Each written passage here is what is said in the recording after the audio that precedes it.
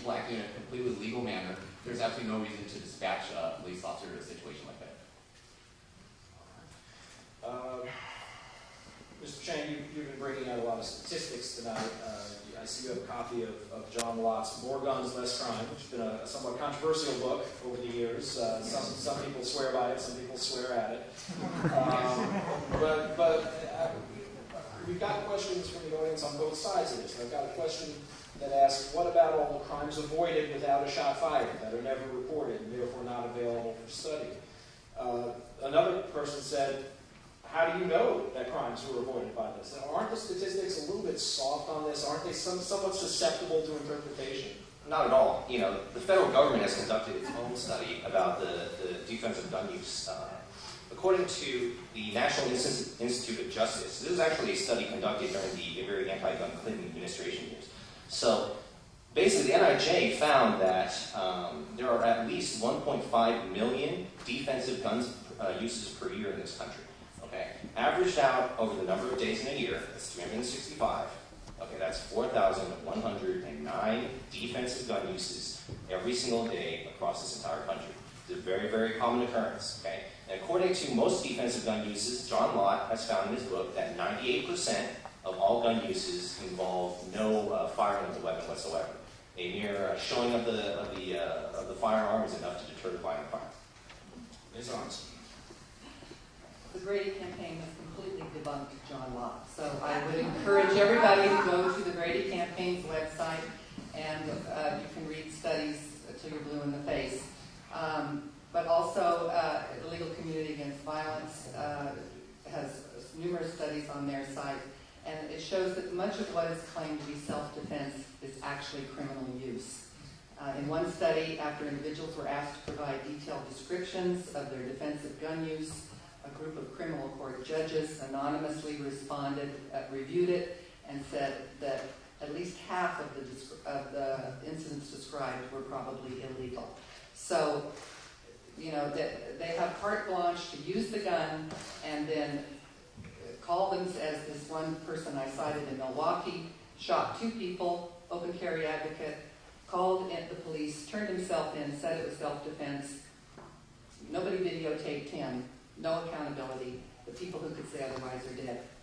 Their families have no recourse, no agency to sue, no police department to take it to, nothing, no accountability. Mr. Chang, brief rebuttal. John Lott's book has not been debunked by the Brady Campaign. Okay, it's clearly, he has spent half the book actually debunking their criticisms of his campaign. Half the book. Okay. As far as the Milwaukee incident goes, I'm curious, Ms. Arntzen, are you trying to try the case here during the debate, or does this man deserve his day in court? I mean, aren't we all presumed innocent until proven guilty? Is this the court case? Are we about to accuse him of doing something wrong, despite the fact that he's not even sitting here in front of us? To the Assemblywoman, a very blunt and simple question. Avoiding the sun here, I'll try to... Sorry. Do you own a gun? How do you propose the members of the public protect themselves? Well, I grew up in a household where there were weapons. It was my father was a career Marine, and so I have done some gun training, and I have, as part of the research on this bill, visited with this California Highway Patrol, went out to their firing range, had them walk me through what they were doing when they confront somebody carrying a handgun. And so I appreciate the information that people provide, and that is the purpose of legislative hearings. It really is about listening as much as drafting and authoring bills. It is learning from people on all sides of the issue, and clearly there are many opinions, much research, much case law, and legal opinions related to guns. But this is not a simple issue, and I have been talking with many people, educating myself about this. I'm not intimidated by guns. As I said, I grew up in a military household. It was a fact of life.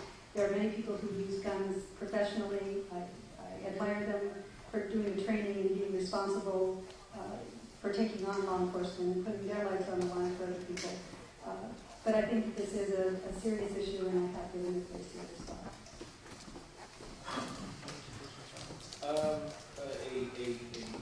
combination of questions.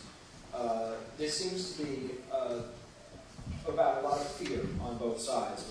We have questions, a question to Ms. Arntzen, why do you fear law-abiding citizens? Do you believe in innocent proven guilty? We have questions to the two gentlemen asking, why are you afraid to be out in public without a gun on your hip? How do we reconcile that fear to have a discussion like this in a constructive public policy building sort of way? Mr. Shahab. From my point of view, I'm not afraid to be in public without a firearm. I do believe that it is a tool at my disposal if necessary. Much as I drive a car, I know every time I drive a car, there's a very good chance that, or there is a chance that I can get into an accident. That's why I take precautions. I put on a seatbelt. I check my blind spots when I change lanes. So just because you do something doesn't mean that you're afraid of it. Every time I put on a seatbelt doesn't mean I'm afraid I'm going to get in a car accident. It's just a smart precaution to take. So that's what I do. Ms. Arntzen. I think we have to look at this as when one person's, it's a clash of rights. When one person's rights jeopardizes another person. I think there's an old saying that the right to swing your fist ends at the tip of my nose. The right to smoke your cigarette ends in my breathable airspace. The right for you to carry a lethal weapon that could possibly put somebody at risk ends, as far as I'm concerned, at your front door. So it's a clash of rights. I think a discussion like this is very healthy. And these ideas need to come out so that people can judge for themselves. But the Brady Campaign is concerned. Our members have had their children shot and killed. We're not joining this movement, because we have nothing better to do. They've lost family members from unintentional shootings. Kids have shot their best friend because they didn't know there was a bullet in their dad's gun's chamber.